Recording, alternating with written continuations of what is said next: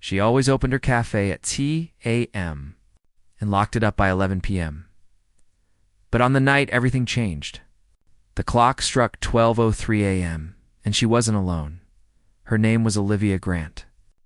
A year-old cafe owner in Portland, Oregon, divorced, tired, heartbroken, someone who'd lived enough life to stop believing in second chances. And then came Ethan Miller, a 22-year-old barista who walked into her shop with messy hair, ink-stained fingers, and a warmth she hadn't felt in years. He didn't just brew coffee, reminded her what it felt like to be seen again. But Olivia had secrets, and Ethan had questions he was too afraid to ask. And the night he saw her crying at midnight, holding a letter she never mailed, was the night he stepped into a part of her life no one else had touched. A love story brewed slowly, quietly, until it became something neither of them could walk away from. Olivia Grant owned Amber and Oak Cafe, a little shop known for its wooden shelves, handwritten menus, and the soft jazz that played every morning. But behind that warm atmosphere lived a woman exhausted by betrayal. Her husband of 20 years had left her. Her daughter was away at college, and Olivia was alone. Running the cafe was her escape from silence. One rainy morning, she posted a job opening. Within an hour, a young man walked in, dripping wet, holding a portfolio. Ethan Miller, 22, college dropout, writer, someone who carried a quiet sadness behind his smile. "Are you still hiring?" he asked.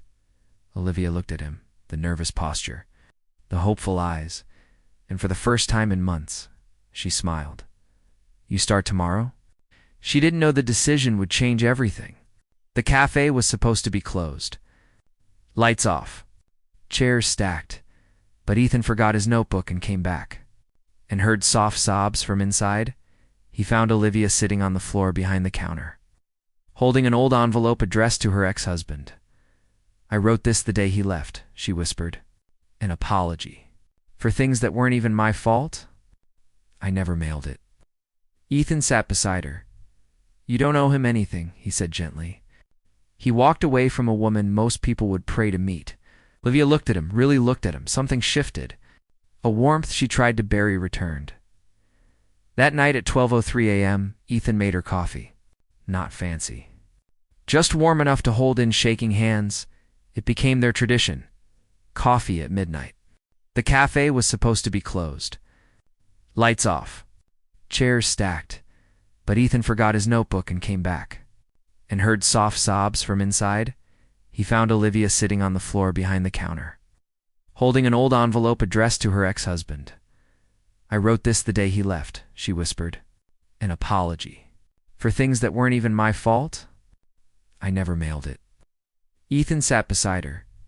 "You don't owe him anything," he said gently. He walked away from a woman most people would pray to meet. Olivia looked at him, really looked at him. Something shifted. A warmth she tried to bury returned. That night at 12:03 a.m., Ethan made her coffee. Not fancy. Just warm enough to hold in shaking hands. It became their tradition. Coffee at midnight. Their connection grew. Late-night conversations. Inside jokes. Moments that felt too intimate to be accidental. One evening, Ethan read one of his poems to her, a poem about unspoken love. Olivia felt a tear slip. He wiped it away with his thumb and froze. "I shouldn't have done that," he whispered. But she leaned into his hand just for a second. That second changed everything. The air thickened. His breath trembled. Her heartbeat stumbled. They didn't kiss. They didn't speak, but the line was crossed. Rumors started. A customer whispered, "Isn't that boy too young for her?" Someone else muttered, "She's his boss." "That's inappropriate," Olivia panicked. She began avoiding him. Short conversations. Barely any eye contact.